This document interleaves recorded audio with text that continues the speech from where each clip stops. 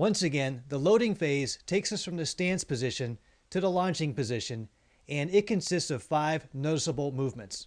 And in this video, we are going to talk about the 4th movement, which is the cocking of the hips, and identify the muscles involved with this motion. Cocking of the hips refers to the backward rotation of the hips away from the pitcher and toward the catcher. And as just mentioned in the previous video regarding the beginning of the timing step, it occurs right along with it. Now, looking from behind home plate, we can see this backward rotation of the hips develop. As the front leg comes off the ground, both hips rotate backward toward the catcher, and now the front side of both hips are visible. Now, looking from across home plate, we can see that the cocking of the hips is driven by the momentum created by the backward movement of the shoulders and arms and the backward rotation of the spine, along with a shift in weight to the back leg. Now, it can also be further facilitated by the inward turning of the front knee, though again, that's not part of our batter's technique here.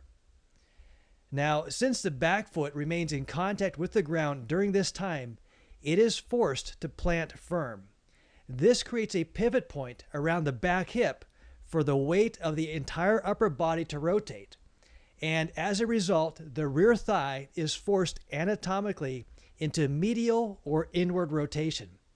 Now, this is a small movement and may not be readily observable in this video, but as the right thigh resists the upper body from any further backward rotation, the net result is that it stretches the powerful external hip rotators in this same rear hip.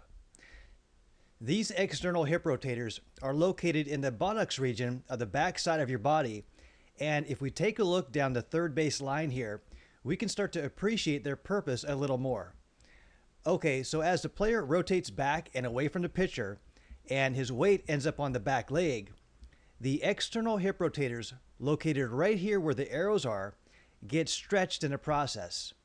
This stretching puts them in the best position to powerfully contract during the launching phase.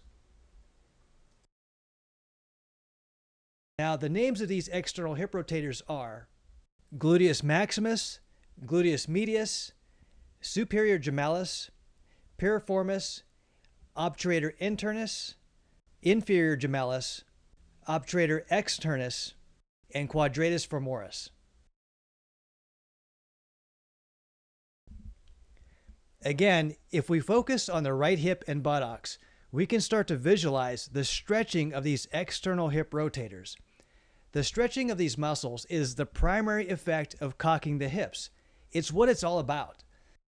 Some of these muscles, as you have just seen, like the Obturator Internus and Obturator Externus, are not very big, yet as a group, they are super strong muscles that can store an incredible amount of elastic energy that, when timed properly, can be released or contracted during the launching phase to help carry out a very powerful rotational bat swing.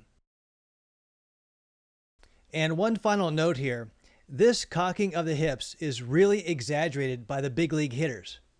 Some of them can really rotate a lot further back toward the catcher than our athletes seen here, and some actually take a stance that favors this positioning. The reason is simple. The further they can get their body to turn away from the pitcher and back toward the catcher, the greater the stretch that occurs in these muscles, and the greater the stretch, the more power they can generate. This is why these are the muscles everyone needs to target as part of their training to swing the bat harder and faster. In the next video, we are going to talk about the 5th noticeable movement during the loading phase, which is the cocking of the wrists, and identify the muscles involved with this movement. Thanks for watching the video, and if you would like to, please leave a comment or suggestion regarding this segment of the anatomy of the baseball swing.